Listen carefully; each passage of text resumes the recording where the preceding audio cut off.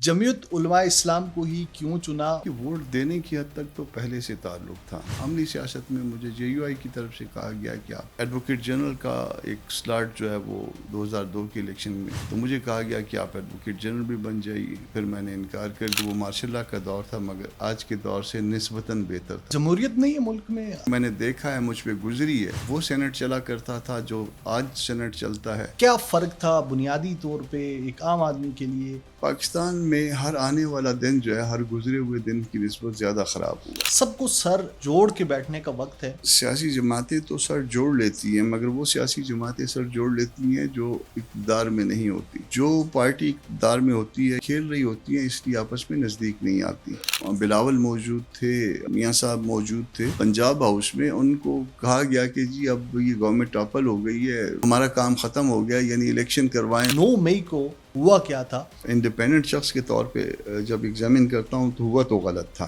نہ political side پہ کرنا چاہیے تھا کیونکہ فوج بھی ہماری ہے. تو جوڈیشل کمیشن کا مطالبہ تھا حکومت کو مان کے تو حالات کو نارملائز کرنا چاہیے. طالبہ کرنا بھی مجھے جو ہے نا اس میں کوئی لاجک نظر نہیں آئی. پارٹی کے اندر کا کوئی وکیل، یہ جو پارٹی کا ورکر بھی ہوتا ہے، میں سمجھتا ہوں کہ اس میں عمران خان صاحب کو پراپر ایڈوائز نہیں ملی. عمران خان کی بھاری شخصیت کے نیچے آ گئے، وہ ایسا نہیں ہوتا. ہم نے اپنے جو ہے نا وہ ہتھیار اٹھا کے ایک طرف رکھ دی، زبانوں کو کنٹرول کر لیا. اگر ہمارے سے زیادتی بھی کی جاتی تھی تو ہم اس کو رسپونڈ نہیں کرتے تھے. اب بھی ہر طرح سے ہم ان کے ساتھ ورکنگ ریلیشن شپ رکھتے ہیں. عمران خان پہلے آپ کے سیاسی حریف تھے. جب ان کو گرفتار کر لیا گیا تو لگتا تھا کہ عمران خان اتنی طویل قید بغیر کسی بیماری کے کاٹ پائیں گے؟ لوگوں کے ذہنوں میں نہیں ہوگا کہ اتنی طویل قید عمران خان صاحب کاٹ پائیں گے. لوگ اس سے بڑی مشکلات کا شکار رہے ہیں. پبلک پوڈ کاسٹ میں خوش آمدید. میں ہوں آپ کا میزبان سردار ولید مختار. ناظرین کرام، آج آپ کی ملاقات ایک ایسی شخصیت سے کرواتے ہیں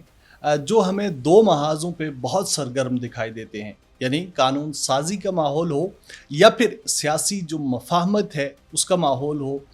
وہ بہت زیادہ سرگرم دکھائی دیتے ہیں اور نقطۂ محور سمجھے جاتے ہیں کہ جو بات وہ کریں گے وہ ہر 2 صورت میں اپوزیشن کا شاید موقف ہوگا اور وہ بہت ساری ایسی جو سیاسی طاقتیں ہیں ان کو قائل کر لیں گے. میری مراد سینیٹر کامران مرتضیٰ صاحب سے ہے. سینیٹر صاحب، آپ کے وقت کا بے حد شکریہ. بلوچستان سے آپ کا تعلق ہے. ہم نے دیکھا کہ یہ جو 26ویں آئینی ترمیم کا معاملہ تھا یا پھر اس سے پہلے جو سابقہ حکومت تھی عمران خان کی، بہت زیادہ آپ ایکٹیو ہمیں نظر آئے. جمعیت علماء اسلام کو ہی کیوں چنا اور یہ سفر کیسا جا رہا ہے؟ دیکھیے، ووٹ دینے کی حد تک تو پہلے سے تعلق تھا اور عملی سیاست میں نہیں تھا. عملی سیاست میں مجھے جے یو آئی کی طرف سے کہا گیا کہ آپ عملی سیاست میں آئیے اور پارٹی میں اس طرح صرف ووٹ دینے کی حد تک نہیں بلکہ ویسے شامل ہو جائیے. ایڈوکیٹ جنرل کا ایک سلاٹ جو ہے وہ جے یو آئی کے حصے میں آئی تھی اس وقت 2002 کے الیکشن میں. تو مجھے کہا گیا کہ آپ ایڈوکیٹ جنرل بھی بن جائیے. پارٹی کو تو میں نے جوائن کر لیا مگر جب ایڈوکیٹ جنرل کی بننے کی باری آئی تو پھر میں نے انکار کر دیا کہ جو ایڈوکیٹ جنرل تھے اس وقت وہ میرے دوست تھے. تو میں نے کہا کہ ان کو ہٹانا جو ہے مناسب نہیں ہے. تو بس پھر اس کے بعد اچھا، مشرف دور کی ہم بات کر رہے ہیں. جمعیت علماء اسلام جو ہے وہ ہم نے بڑا وائبرنٹ اس کو بھی دیکھا. مشرف چونکہ وہ ڈکٹیٹر تھے، آمر تھے، انہوں نے آئین کو ابروگیٹ کیا 2 مرتبہ. کیسا تھا ان کا دور؟ کولیکٹیولی ایز اے وکیل آپ نے اس کو کیسا دیکھا اور پھر عملی سیاست میں بھی آپ نے آغاز کیا. مشرف کے دور کیسا دیکھتے ہیں؟ دیکھیے، وہ مارشاء اللہ کا دور تھا اور اس میں مارشاء اللہ سے آگے جو ہے نا وہ اگلا سٹیپ ان ہونا تھا اور اس میں جمہوریت کے دور میں ہم انٹر ہو رہے تھے. یہ دور جو ہے باوجود اس کے کہ وہ مارشاء اللہ کا دور تھا مگر آج کے دور سے نسبتاً بہتر تھا. یہ میری فیلنگ ہے. ایون میں 2003 سے 2009 کے سینٹ میں رہا اور 2003 سے 2009 کا جو سینٹ تھا اس کا سٹینڈرڈ جو ہے وہ بھی آج کے ہمارے اس دور سے بہتر تھا. سینٹر صاحب، آج جمہوریت نہیں ہے ملک میں. آپ ایک آمر کے دور کو یہ سمجھ رہے ہیں کہ وہ زیادہ بہتر؟ میں چونکہ میں نے دیکھا ہے، مجھ پہ گزری ہے اور جس طرح سے وہ سینٹ چلا کرتا تھا جو آج سینٹ چلتا ہے اس میں بہت بڑا فرق ہے. جوہری فرق آپ اس کو کہہ سکتے ہیں. جمعیت علماء اسلام کو بھی یہ سمجھا جاتا ہے کہ مشرف کے ساتھ جو اس وقت کی حکومت تھی تو بہت ساری ایڈوائزز جو تھی وہ جمعیت علماء اسلام کی طرف سے بھی دی جاتی تھی. کتنی حقائق ہیں؟ نہیں ایسا نہیں ہے, ایڈوائز نہیں ہے. اس میں ایسا تھا کہ چونکہ وہ مارشاء اللہ سے ہم جان چھڑانا چاہتے تھے, تو مارشاء اللہ سے جان چھڑانے کا ایک طریقہ تو یہ ہے کہ آپ ان کے ساتھ جو ہے نا وہ لڑیں. ظاہر ہے کہ عام ایک نہتے آدمی کو, نہتے سیاسی ورکر کو جو ہے وہ ملٹری کے ساتھ لڑایا نہیں جا سکتا, فوج کے ساتھ لڑایا نہیں جا سکتا. دوسرا طریقہ اس کا یہی تھا کہ سیاسی طور پہ آہستہ آہستہ جو نا پروگریس کریں. تو میرا خیال ہے JUI اس میں آہستہ آہستہ پروگریس کرتے ہوئے یہ وردی کا جو ایشو تھا اور باقی جتنے بھی ایشوز تھے اس سے جان چھڑانے میں کافی کامیاب رہی. اچھا, نواب اکبر بگٹی کے بارے میں مشرف کو دو تین انسیڈنٹ جو ہے وہ مشرف کے لیے جو ہے نا بہت برے تھے. ایک پہلی بات تو یہ ہے کہ ماشاء اللہ بذات خود بری چیز ہے, اچھی چیز نہیں ہے, اور کسی کو بھی دستور کے دائرے سے جو ہے باہر نہیں نکلنا چاہیے. پہلا جو انہوں نے غلط کام کیا تھا وہ دستور کے دائرے سے باہر نکلنے کا تھا. جمہوری حکومت اچھی ہو یا بری ہو, یہ کسی فوجی کا, کسی جنرل کا یہ حق نہیں ہے کہ وہ ان کو ہٹا کے وہ ملک کے اقتدار پہ قبضہ کرے. یہ غلط کام تھا. پھر دوسرا غلط کام افغانستان میں جو ہے وہ امریکہ کے ہاتھوں کھیلنے کا کام تھا, وہ بہت غلط تھا. تیسرا ان کے دور میں نواب اکبر خان کا واقعہ ہوا, بے نظیر بی بی کا واقعہ ہوا. یہ ایسے داغ ہیں جس کو جو ہے نا وہ اگر ہٹانا بھی چاہیں ان کی, اب تو وہ اس دنیا میں نہیں ہے, اللہ ان کی مغفرت کرے, مگر اگر ان کی اولاد چاہے بھی تو یہ جو ہے نا یہ پاکستان کی پالیٹکس میں یا ان کی زندگی پہ لگے داغ جو ہے یہ نہیں ہٹتے. مگر اس کے باوجود جو ہے پھر یہ کہوں گا کہ ان کے دور کا جو ہے ان کے دور کی آزادیاں جو ہے آپ کی میڈیا پہ آزادیاں میں فیل کرتا ہوں کہ نسبتاً زیادہ تھی. بہت اچھا وہ آئیڈیل آپ نہیں کہہ سکتے, مگر آج کے دور سے نسبتاً اچھی تھی. ان کے دور میں جو اسمبلیاں جو آئیں, وجود میں آئیں 2002 میں, اور 2003 میں سینٹ جو وجود میں آیا, تو بھی ہم جو ہے ان کے ساتھ ایک پوری ریزسٹنس کے ساتھ جو ہے نا ہم اس کو ریزسٹ کیا کرتے تھے, اور وہ نسبتاً آج کے دور سے زیادہ جو ہے نا ہم احترام انجوائے کرتے تھے, ہماری رائے کا زیادہ احترام تھا. اچھا, یہ بتائیے گا, دو چیزوں کا آپ نے ذکر کیا, افغانستان کی جنگ ہوگی, مشرف کا چونکہ دور اقتدار جو تھا وہ کافی طویل تھا تو ایک واقعے پر بے شمار بات کی جا سکتی ہے. ایک اور واقعہ ہم نے دیکھا جس میں عملی طور پر ایک مذہبی جماعت ہونے کے ناطے جمعیت علماء اسلام کا بھی کردار بہت اہم ہو سکتا تھا یا پھر کردار ادا کیا گیا, وہ لال مسجد آپریشن تھا, جس کے بعد ہمارا پورا ملک جو ہے وہ دہشت گردی کی ایک ایسی جنگ میں جھونک دیا گیا کہ جو آج تک جاری ہے. آپ نہیں سمجھتے ہیں کہ جمعیت علماء اسلام کو ایک بڑی سیاسی جماعت ہونے کے طور پر مشرف کے آگے ریزسٹنس کرنی چاہیے تھی اس وقت؟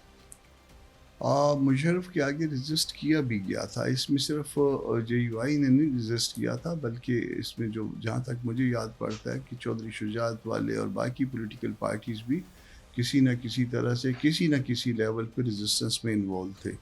اور مگر مشرف جو ہے وہ پتہ نہیں کیوں جو ہے وہ اس حرکت میں انوالو تھے. میں اس واقعے کا جس رات جو انہوں نے آپریشن کیا ہے لال مسجد پہ, میں پارلیمنٹ لاجز میں تھا چونکہ سینٹ کا ممبر تھا, اور میری فیملی جو ہے وہ کوئٹہ میں تھی. تو مجھے اس رات کو اچانک جب میری آنکھ کھلی تو وہ دھماکے جو سن کے آنکھ کھلی, اور مجھے ایسے لگا کہ جیسے کسی دوسرے ملک نے حملہ کر دیا ہے, یا پھر یہ ہے کہ کوئی کو ہے اور اس میں جو نا اس کی وجہ سے ایوان صدر پہ کوئی کسی دھماکے ہو رہے ہیں. مگر وہ ان بچوں کے ساتھ جو زیادتی ہوئی اس رات, اور میرا خیال ہے کہ وہ شاید مشرف کے زوال کا سبب تھا.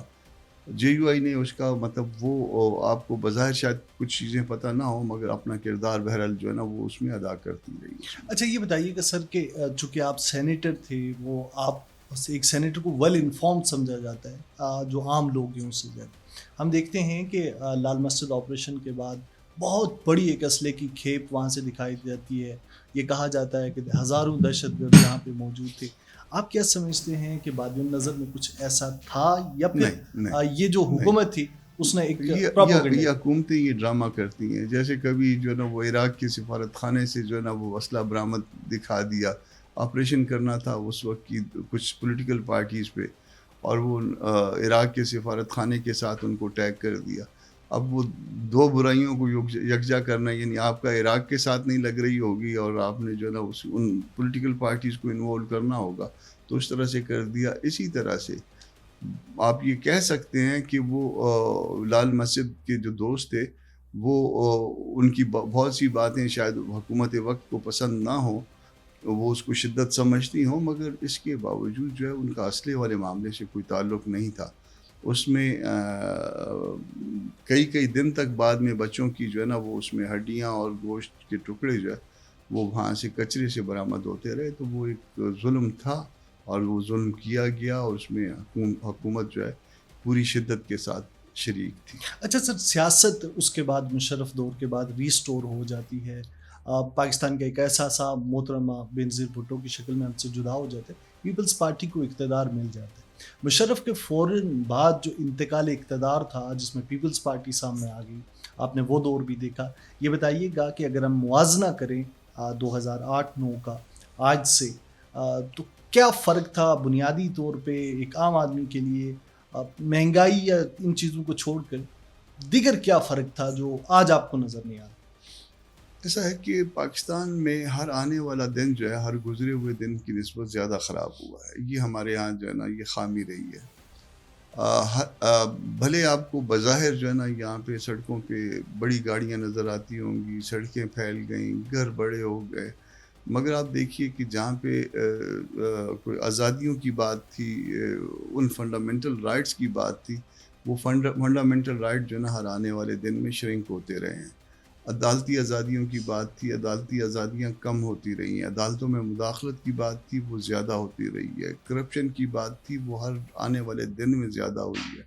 صرف 2024 میں جو ہے نا وہ 2 ڈگری جو ہے نا وہ آپ نے اس میں انکریز کیا ہے کرپشن میں.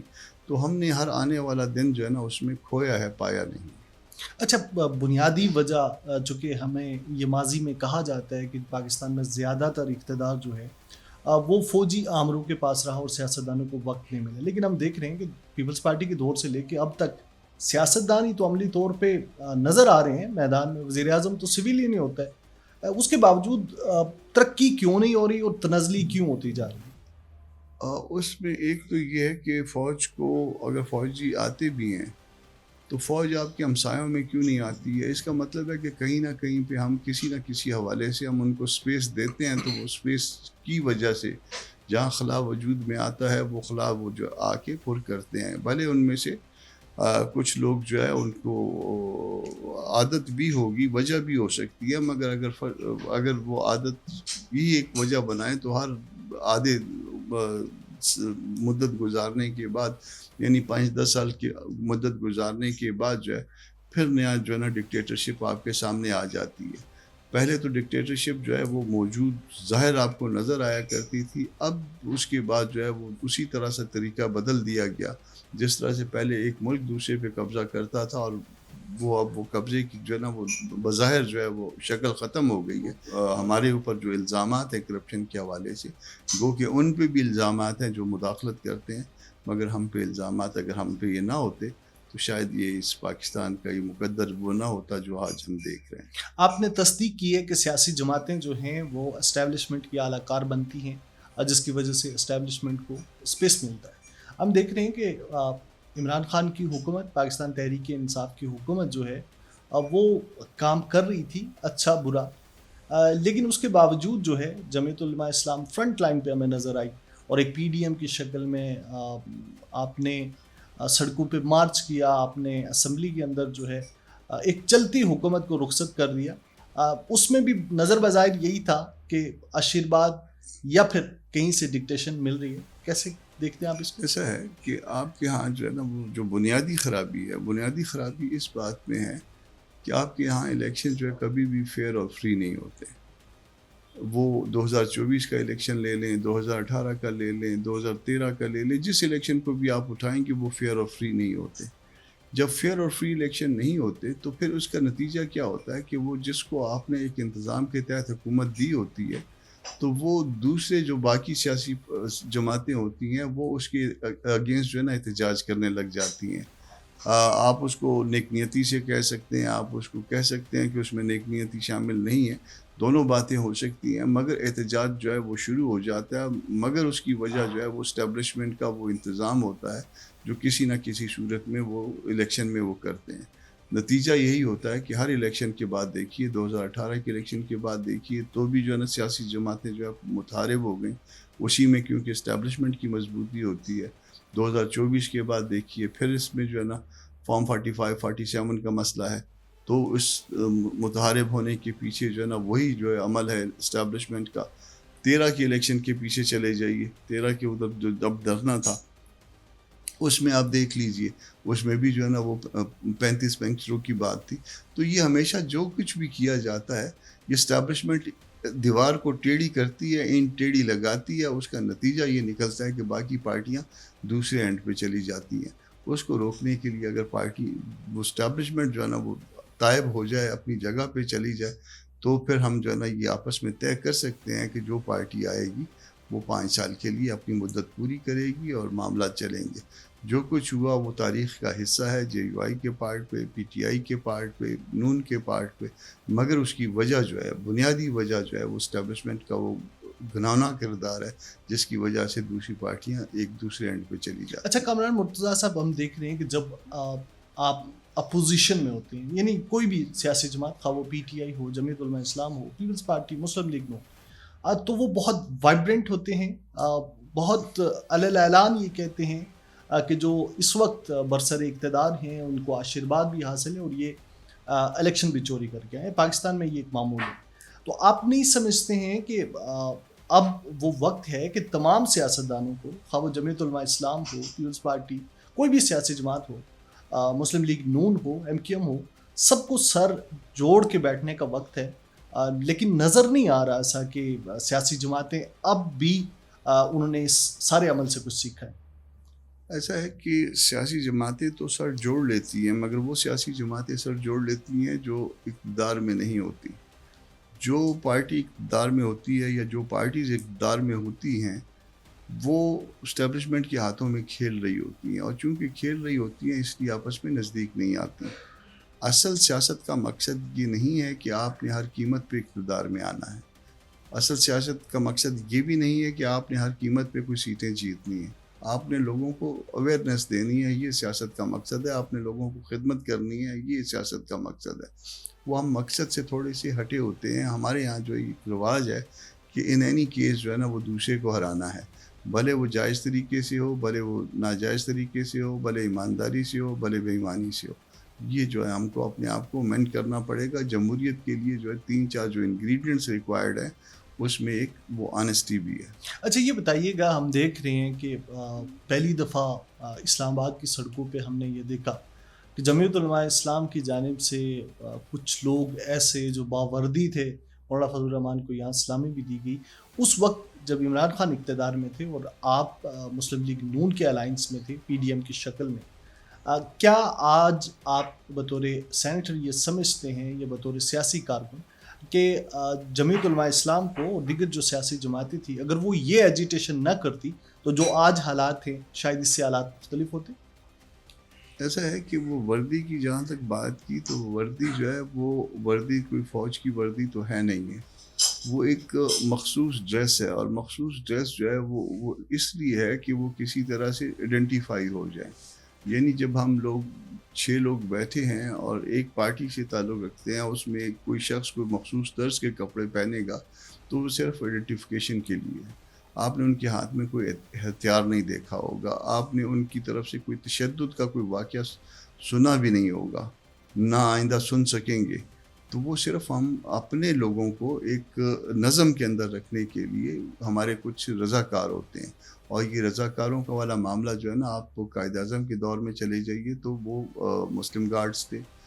آپ خاکسار تحریک دیکھ لیجئے، خاکسار تحریک کے جو لوگ جو کپڑے استعمال کرتے تھے، جس کو آپ وردی کہہ لیجئے بھلے، تو وہ اسی طرح سے ہمارے ان رضاکاروں کی وردی سے ملتی جلتی تھی. آپ نیب کے ان کو دیکھ لیجئے، پختون زلمے کو دیکھ لیجئے. تو یہ سب پارٹیوں کے ایسے ونگ ہوتے ہیں جس میں وہ ان کے رضاکار ہوتے ہیں، اور وہ صرف پارٹی کے اندر کے معاملات کو کنٹرول کرنے کے لیے. آپ نے یہ بھی نوٹس کیا ہوگا کہ بعض اوقات ہمارے بہت بڑے جلسے یا جلوس ہوتے تھے، مگر خدا نخواستہ کوئی جب ایمبولینس وغیرہ گزر رہی ہوتی تھی، کوئی ایمرجنسی کے معاملات ہوتے تھے، تو ہمارے وہی رضاکار جو ہے ان کے لیے راستہ بنایا کرتے تھے. تو یہ اس میں سے کوئی ایسی بات نہیں ہے کہ ہم نے کوئی چیز جو ہے نا طاقت کے زور پہ ہم نے کوئی چیز کیپچر کرنی ہے، وہ قتل نہیں. ہم قانون کے دائرے کے لوگ ہیں. تو کیا آپ سمجھتے ہیں کہ جو سیاسی جماعتوں نے اس وقت ایجیٹیشن کی وہ ہونی چاہیے تھی، جس کی وجہ سے ایک سیاسی عدم استحکام جو ہے وہ ابھی تک برقرار ہے؟ وہ ایسا ہے کہ جو یہ عمران گورنمنٹ کے خلاف جب بات تھی، ہمارا تو ان کے خلاف جو سب سے بڑا کیس تھا، جو سب سے بڑا پرابلم تھا، کہ وہ دھاندلی کے نتیجے میں وجود میں آئے ہیں. اب اس وقت بھی وہ جو ہے نا 2018 کے الیکشن کو وہ اس طرح سے ریزسٹ نہیں کرتے کہ وہ نہیں کہتے کہ یہ سارے کا سارا جو ہے نا ہمارے ایمانداری کے ساتھ جو ہے نا الیکشن ہم نے جیتا تھا. مگر اس میں اب جب ہم نے ایک مقصد حاصل کرنا تھا، اور اس مقصد کے لیے جب ہم ایجیٹیشن کر رہے تھے، اور اس کے بعد عمران گورنمنٹ جب ٹاپل ہو گئی، تو میں اس بات کا وٹنس ہوں. بلاول موجود تھے، میاں صاحب موجود تھے، اور پنجاب ہاؤس میں ان کو کہا گیا کہ جی اب یہ گورنمنٹ ٹاپل ہو گئی ہے، اب نیا وہ گورنمنٹ آ گئی ہے، تو ہمارا کام ختم ہو گیا، یعنی الیکشن کروائیں اور اس کے بعد نیا الیکشن، فریش الیکشن کے لیے. مگر اس وقت جو ہے نا دوسری پارٹیوں کی طرف سے، جو اتحادی پارٹیاں تھیں، ان کی طرف سے جو ہے انسسٹ کیا گیا کہ نہیں، ہم کو وقت چاہیے، اور وہ وقت لیتے لیتے اپنے آپ کو، تو وہ اگر وقت نہ لیتے، اسی وقت الیکشن کروا لیتے، تو میرا خیال ہے زیادہ بہتر ہوتا. مگر جب آپ جمہوریت کے اندر چل رہے ہوتے ہیں، تو اس میں جمہوریت صرف آپ کی مرضی کی جمہوریت نہیں ہوتی ہے، آپ کے ساتھ جو دوسری پارٹیاں ہوتی ہیں ان کے ساتھ مل کے آگے بڑھنا. اچھا، یہ بتائیے گا، بہت انٹرسٹنگ واقعات ہیں چونکہ عمران خان کی حکومت کے خاتمے کے بعد یہ عام تاثر تھا، جمعیت علماء اسلام اور پاکستان تحریک انصاف میں ایک رفٹ تھی، واضح جلسوں میں نظر آتی تھی، بیانات میں، اور یہ سمجھا جا رہا تھا کہ جو عمران خان ہیں اور جو مولانا فضل الرحمان کی جماعت ہے، یہ کبھی ایک پیج پہ نہیں آ سکیں گے. لیکن ماضی میں ہم نے دیکھا 26ویں آئینی ترمیم کے اوپر تحریک انصاف اور جمعیت علماء اسلام کے درمیان جو ہے اب وہ کہیں نہ کہیں مشاورت ہو گئی، یا پھر ایک ہی پیج پہ دونوں سیاسی جماعتیں آئیں. ایسا ہے کہ جب عمران خان صاحب کو گرفتار کیا گیا، تو مولانا صاحب نے کہا کہ اب جو ہے نا ایک شخص جو ہے جب کسٹڈی میں چلا جاتا ہے، تو میری اس کے ساتھ کسی قسم کی مخاصمت باقی نہیں رہی، اور ہم نے اپنے جو ہے نا وہ ہتھیار اٹھا کے ایک طرف رکھ دیے. ہم نے اپنی زبانوں کو کنٹرول کر لیا. ہم نے بعض اوقات اگر ہمارے سے زیادتی بھی کی جاتی تھی، تو ہم اس کو رسپونڈ نہیں کرتے تھے. اب تک بھی بعض اوقات ایسی باتیں کر دی جاتی ہیں، اور ہم کوشش کرتے ہیں کہ زبان کو برے طریقے سے استعمال نہ کریں. پھر اس کے بعد ہم نے اس سے ایک سٹیپ آگے بڑھایا. ہم نے ان کے ساتھ ورکنگ ریلیشن شپ قائم کیا، اور اس میں بھی مولانا صاحب کی جو ہے وہ سیاسی ویژن جو ہے ان کا وہ زیادہ تھا. انہوں نے کہا کہ یہ دستوری معاملہ ہے، اور دستوری معاملے میں ہم ایک ایسی پارٹی کو جس نے ووٹ لیے ہیں، یہ ایک حقیقت ہے کہ اس نے ووٹ لیے ہیں، تو اگر ہم اس کو باہر کر دیں تو یہ زیادتی ہوگی. تو انہوں نے کہا کہ ان کو بھی ہر طرح سے انوالو رکھا جائے، اور وہ ہر طرح سے ان کو انوالو رکھا گیا. اب بھی ہر طرح سے ہم ان کے ساتھ ورکنگ ریلیشن شپ رکھتے ہیں، اور کوشش کرتے ہیں کہ ان کے ساتھ کوئی ایسا جو ہے نا زبان کی بد اخلاقی نہ ہو کہ جس کی بنیاد کے اوپر جو ہے نا وہ کوئی ان کو گلا شکوا ہے. اچھا سر، اس پہ ہم دوبارہ سے آئیں گے، چونکہ پیکا کا معاملہ بھی ہے جس پہ پاکستان تحریک انصاف کو مطلوب ہے آپ کی حمایت، اور مولانا فضل الرحمان نے صحافیوں کے ساتھ بھی اظہار یکجہتی کیا اور کہا ہے کہ پیکا کے خلاف ہم کھڑے ہیں. لیکن یہ بتائیے گا، being a senator, being a senior politician, آپ کو یہ لگتا تھا کہ پاکستان تحریک انصاف کی حکومت کے خاتمے کے بعد جو حالات بنے، جس کو وہ بہت زیادہ یہ سمجھا جا رہا ہے کہ شاید عرصہ حیات پارٹی پہ تنگ کیا گیا، یہ حالات آپ کو نظر آ رہے تھے کہ ایسا ہونے جا رہا ہے؟ جہاں تک پہلی پیکا کی بات ہے، تو پیکا پہ اگر کسی پارٹی نے ریزسٹ کیا تو وہ JUI ہے. تحریری طور پہ جو مطلب جو لیگل وے تھا وہ اڈاپٹ کر کے اگر کسی نے ریزسٹ کیا تو وہ JUI ہے. صرف ہم نے امینڈمنٹس موو کی تھی. ہماری امینڈمنٹس جو ہے وہ اس کو اسکریپ کیا گیا پہلے اپنا انٹیریئر کی کمیٹی میں، اور پھر اس کے بعد جو ہے وہ سینٹ میں ایز اے ہول جو ہے، اور میں نے اس کا گلہ بھی جو ہے نا چیئر پرسن کو دیا ہے، اور چیئر پرسن جو ہے نا ان کو یہ احساس دلایا کہ آپ نے جو کچھ کیا تھا، آپ اکثریت کی بنیاد پہ اپنی امینڈمنٹ لا سکتے تھے، جو ٹریجری تھی وہ لا سکتی تھی، مگر جو آپ کی چیئر کی طرف سے کیا گیا وہ غلط ہے، اور وہ شاید ان کو احساس بھی ہے کہ غلط ہوا ہے۔ باقی آپ نے پوچھا اس میں پاکستان تحریک انصاف کے ساتھ جو ہوا جو ہو رہا ہے، ایکسپیکٹ تھا، ہاں وہ ایکسپیکٹڈ تھا۔ ایسا ہے کہ میں کم از کم یہ نہیں سمجھتا تھا کہ اس حد تک جو ہے وہ ان کے ساتھ، کیونکہ زیر عتاب تو ہیں، وہ زیر عتاب ہیں، مگر اس حد تک میں نہیں سمجھتا تھا کہ آج کے دور میں ان کی عورتوں کے ساتھ بھی جو ہے نا وہ یہ زیادتی ہوگی کہ ان کو سیاسی طور پہ جو ہے نا وہ قید و بند کی صوبتوں کا نشانہ بنایا جائے گا۔ عمران خان صاحب کی بیگم کا معاملہ ہے، ان کے ساتھ تو میں سمجھتا ہوں کہ ان کو بالکل قطعاً ان کے ساتھ زیادتی ہوئی ہے۔ یہاں پہ جو خاتون وزیر صحت تھی پنجاب میں، ان کی ڈاکٹر یاسمین راشد، ان کے ساتھ میں سمجھتا ہوں زیادتی ہوئی ہے۔ باقی خواتین کے ساتھ بھی جس طرح سے ان کو کسٹڈی میں رکھا گیا، اور یہ ہماری عدالتوں کا بھی اس میں قصور سمجھتا ہوں کہ ہماری عدالتیں بھی ان کو جو ہے نا وہ بروقت انصاف نہیں دے پائیں۔ اچھا سر، جو 9 مئی جو بیانیہ بنایا جاتا ہے، ایک طرف فوج بھی کہتی ہے کہ 9 مئی کی کوئی معافی نہیں ہے، علیہ اعلان یہ کہا جاتا ہے، مسلم لیگ نون بھی کہتی ہے کہ جو 9 مئی کرتا ہے اس کو کوئی معافی نہیں دی جائے گی۔ 9 مئی کو آپ کیا سمجھتے ہیں اصل میں ہوا کیا تھا، بینگ اے تھرڈ کمنٹیٹر، اگر آپ اس کا تجزیہ کریں؟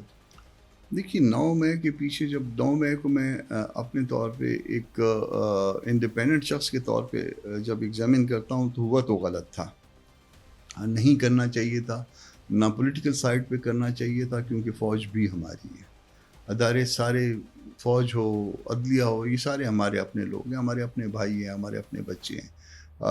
ہم کو ان کے خلاف کبھی ایسی بات بھی نہیں کرنی چاہیے جس سے نفرت کو ہوا ملتی ہو۔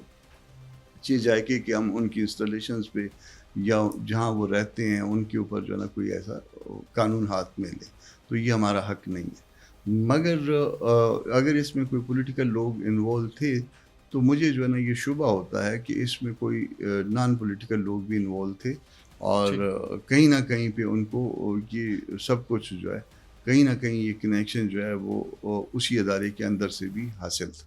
اچھا، 26 نومبر اور 9 مئی کے حوالے سے پاکستان تحریک انصاف کا ایک بنیادی مطالبہ سامنے آیا، چونکہ ہم نے دیکھا کہ جو مذاکرات ہو رہے تھے، یہ سمجھا جا رہا تھا کہ شاید اب یہ اونٹ کسی کروٹ بیٹھ جائے گا۔ آپ کیا سمجھتے ہیں یہ جو جوڈیشل کمیشن کا مطالبہ تھا، یہ کوئی اتنا مشکل مطالبہ تھا، یا پھر حکومت کو مان کے تو حالات کو نارملائز کرنا چاہیے تھا؟ یہ ایک تو مطالبہ کرنا بھی مجھے جو ہے نا اس میں کوئی لاجک نظر نہیں آئی۔ ہوتا یہ ہے جب پارٹی کے اندر کا کوئی وکیل، یہ جو پارٹی کا ورکر بھی ہوتا ہے، وہ لیڈرشپ کی شاید اس کے وزن کے نیچے آ جاتا ہے اس کو ایڈوائز کرتے ہوئے، میں سمجھتا ہوں کہ اس میں عمران خان صاحب کو پراپر ایڈوائز نہیں ملی۔ وہ عمران خان کی بھاری شخصیت کے نیچے آ گئے، اس نے جو کہہ دیا تو وہ درست ہے، وہ ایسا نہیں ہوتا۔ آپ ہر فیلڈ کے جو ماہر ہیں، اگر آپ نے ڈاکٹر اگر آپ کو کوئی میڈیکل کا پرابلم ہے تو آپ ڈاکٹر کے پاس جانا ہے، آپ کو ڈاکٹر جو کہے گا وہ درست ہے۔ لیگل پرابلم ہے تو آپ نے وکیل کی بات ماننی ہے، آپ اس سے اچھا وکیل جو ہے نا اس کا کوئی دوسرا کاؤنٹر اوپینین لے لیجیے۔ مگر جو ہے نا یہاں پہ جو یہ بات تھی اس میں کہ جی کمیشن بنا دیں، یہ کمیشن آج تک کون سا مسئلہ پاکستان میں حل ہوا ہے کمیشن بنانے سے؟ یہ ایک بات تھی، اور اس سے کوئی مسئلہ حل نہیں ہونا تھا۔ وہ تو دوسرے ایسے ہی انہوں نے بھی جو ہے نا خام خال انکار کر کے، اگر فرض کر لیجیے اس اینڈ پہ میں ہوتا تو میں اس ٹرک کی بتی کے پیچھے ان کو لگا دیتا۔ اور دوسرا اس میں غلط یہ تھا اس پورے مطالبے میں کہ جن کیسز میں چالان آ گیا ہوا ہے، یعنی 9 مئی کا رائٹلی یا رانگلی چالان کر دیا ہوا ہے، تو اس میں کمیشن بنانے کی کوئی تک نہیں بنتی ہے۔ تو مطالبہ بھی درست نہیں تھا، اور آگے سے جس طرح سے ڈیل کیا گیا وہ بھی ٹھیک نہیں تھا۔ اچھا سر، پریسائزلی یہ بتائیے گا 26 نومبر کو کیا ہوا؟ پاکستان تحریک انصاف کچھ اور کلیم کرتی ہے، اور جبکہ جو ہماری حکومت ہے وہ تو کہتی ہے کہ سب امن تھا، کچھ بھی نہیں ہوا۔ تو آپ بینگ این انڈیپینڈنٹ پرسن کیا سمجھتے ہیں 26 نومبر کچھ تو ہوا تھا نا، ایسا بھی نہیں ہے، مگر اس میں کچھ چیزیں ایسے ہیں کہ جیسے علی امین صاحب جو ہے نا وہ یہاں سے نکل گئے, لوگوں کو اکیلا, اپنے ورکرز کو اکیلا چھوڑ کے. یہ بہت برا تھا. احتجاج, آپ یقیناً احتجاج حق ہے پارٹی کا, ایک دستوری حق ہے, مگر اس پارٹی کے ساتھ جو کچھ ہو رہا تھا اب وہ چیزیں سرفس ہونے لگ گئی ہیں کہ اس میں بہت سے لوگ جو ہے وہ کسی کے بہاف پہ ایکٹ کر رہے تھے. تو وہ یہ کہنا کہ کچھ بھی نہیں ہوا تھا وہ بھی غلط ہے. کچھ لوگ یقیناً جو ہے نا مرے تھے, فورسز سے بھی مرے تھے اور اس طرف سے بھی مرے تھے, اور جو بھی مرے تھے وہ ہمارے اپنے بچے ہیں, ہمارے اپنے بھائی ہیں. اس میں 2 لوگوں کا تو مجھے پتہ ہے کہ وہ بلوچستان سے تعلق رکھتے تھے, ان کی ڈیڈ باڈیز آئی تھیں. جب ڈیڈ باڈیز آئی تھیں تو پتہ چل جاتا ہے, مگر اس تیسری بھی اس کی ایک جہت ہے. اس کے بعد اس کو پھر لک آفٹر بھی نہیں کیا گیا. جو لوگ کسٹڈی میں گئے اس کو پراپرلی لک آفٹر نہیں کیا گیا پارٹی کی طرف سے. جو لوگ مرے ان کو پراپرلی لک آفٹر نہیں کیا گیا. تو اس اینڈ میں بہت ساری خامیاں اور خرابیاں ہیں. اچھا سر, یہ مطلب عمران خان کے یا تحریک انصاف کے ٹاپک سے لاسٹ چیز میں آپ سے پوچھوں گا, آپ کیا سمجھتے ہیں, چونکہ عمران خان پہلے آپ کے سیاسی حریف تھے, جب ان کو گرفتار کر لیا گیا تو آپ کیا سمجھتے ہیں کہ آپ کو لگتا تھا کہ عمران خان اتنی طویل قید بغیر کسی بیماری کے کاٹ پائیں گے؟ یہ اچھی بات ہے. نہیں, اس وقت شاید لوگوں کے ذہنوں میں نہیں ہوگا کہ اتنی طویل قید عمران خان صاحب کاٹ پائیں گے, مگر آپ کے پاس آپ ذرا ماضی میں چلے جائیے, لوگ اس سے بڑی مشکلات جو ہے نا, آپ ولی خان صاحب کا دیکھ لیجئے, آپ غفار خان صاحب کا دیکھ لیجئے, آپ مولانا صاحب کا دیکھ لیجئے. یہ مطلب یہ مشکلات کا شکار مختلف اوقات میں مشکلات کا شکار رہے ہیں. صرف آپ اگر اشارہ کرتے ہیں کہ اتنی طویل قید کا, تو وہ صرف طویل قید جو ہے نا وہ کوئی اور صاحب ہیں وہ نہیں, یا صاحبان ہیں وہ نہیں کاٹ پاتے. تو شریف برادران سب کو کچھ اور صاحبان ہیں. تو باقی جو ہے نا وہ جینونی جو ہے نا وہ قید و بند کی صعوبتیں برداشت کرتے رہے ہیں, اور یہ اچھی بات ہے. یہ ریزسٹنس ہونی چاہیے. اگر آپ ریزسٹ نہیں کریں گے اور پھر جو ہے نا کنسیڈ کر دیں گے, کنسیڈ کر جائیں گے اسٹیبلشمنٹ کو, تو پھر اس کے بعد پالیٹکس آگے ختم ہو جائے گی. اچھا سر, 26ویں آئینی ترمیم کا جو محاذ تھا جمعیت علماء اسلام سے کیا منوایا جا رہا تھا, اب تو وہ ترمیم ہو چکی؟ ہاں, اب وہ ترمیم ہو چکی. وہ 56 کلازز تھے اوریجنلی, اور 56 کلازز جو تھے اس میں وہ بہت زیادہ ڈیمیجنگ تھے. اس میں آپ نے ایون ہائی کورٹس کے اختیارات کو جو ہے نا وہ بہت حد تک کرٹیل کرنا تھا. آپ نے فنڈامنٹل رائٹس کو بہت کرٹیل کرنا تھا, اور اس میں جو ہے وہ کسی نہ کسی طرح سے ملٹری کورٹس بنا کے اور اس کو دستوری سینکشنز جو ہے نا, دستوری اپروول جو ہے نا وہ دینی تھی, اور ججز کو اپنے ہاتھ میں ہر طرح سے کنٹرول کرنا تھا. وہاں پہ ہم نے ریزسٹ کیا تھا, اور بہت ریزسٹ کیا تھا. اور پھر ہوتے ہوتے جتنا ہم سے ممکن تھا ہم نے ان 56 کلازز کو 22 کلازز تک لے کے آئے جو گورنمنٹل پارٹ پہ تھی, اور اس کو بھی جو ہے نا ان 22 کلازز کو بھی جتنا جو ہے وہ ڈائلیوٹ کروا سکتے تھے وہ کروایا. 5 کلازز ہمارے اپنے منشور کے مطابق تھیں اسلامائزیشن کے حوالے سے, وہ ہم نے اپنے منشور کے حوالے سے اس میں ایڈ کروائیں, تو 22 + 5 27 ہو گئیں. ہم دیکھ رہے ہیں کہ سپریم کورٹ میں خطوط روزانہ کی بنیاد پہ جو اسلام آباد ہائی کورٹ میں نیو ججز اپوائنٹ کی جا رہی ہیں. آپ کیا سمجھتے ہیں, کیونکہ آپ قانون دان بھی ہیں, یہ اونٹ کس کروٹ بیٹھے گا, اور کیا یہ معاملات جو آئینی بینچز ہیں, جو غیر آئینی بینچز ہیں, یا پھر جو آئینی معاملات کو نہیں دیکھتے, اس میں کچھ بہتری ہوگی, یا پھر ہر بڑھتے دن کے ساتھ یہ معاملہ اسی طرح مزید طویل ہوتا دکھائی دے گا؟ دیکھیے, اگر تو نیت اچھی ہو تو پھر بینچز جو ہے وہ سپریم کورٹ میں جو ہے یا ہائی کورٹ میں پہلے بھی ہوا کرتے ہیں. فرض کر لیجئے کہ سول کیسز کے لیے بینچ ہے. میری ایکسپرٹی سول سائڈ پہ ہے, سول سائڈ پہ میں سول کا بینچ پتہ ہوتا ہے ہمیں. کرمنل سائڈ پہ میری ایکسپرٹیز ہیں, تو وہ اس طرف کہ بھئی فلاں صاحب کے پاس لگا دیجیے. کسی کو جو ہے نا وہ فنانشیل میٹرز کا جو ہے نا وہ زیادہ تجربہ ہے, وہ اس طرف چلا جاتا ہے. یہ ہوتا ہے, مگر اس کا جو ہے نا اس کو اس طرح سے دیکھ لینا جو ہے نا آئینی غیر آئینی نا, وہ غلط ہے. اس میں جو بنیادی تجویز تھی جب ان کی آئی تھی, ایک الگ کوڈ کی تھی, وہ ہم نے رد کروائی تھی. پھر ہم نے کہا تھا کہ پھر آپ ایسے کریں کہ ود ان کوڈ جب بنائیں گے تو ہم نے سینیارٹی کو بنیاد بنایا تھا کہ جو 4-6 سب سے سینئر جج ہوں وہ دستوری معاملات کو دیکھ لیا کریں. وہ اس میں زیادہ لاجک تھی. اس میں پھر پیپلز پارٹی کی جو ہے نا کہ نہیں, صوبوں کی نمائندگی ہونی چاہیے. ان کو تحفظات تھے. پھر آپ جب دوسری پارٹیوں کے ساتھ بیٹھ کے مذاکرات کرتے ہیں اور پھر اسپیشلی آپ چھوٹے صوبوں سے تعلق رکھتے ہیں اور آپ کے لوگ جب اس میں اسٹیپ ان ہونے لگتے ہیں تو پھر آپ وہ دیکھیے کہ پھر آپ کتنا اس معاملے کو وہ کر سکتے ہیں. اچھا سر، ہم اپنے ریپڈ راؤنڈ کی طرف بڑھیں گے. 3 شخصیات کا ذکر کریں گے.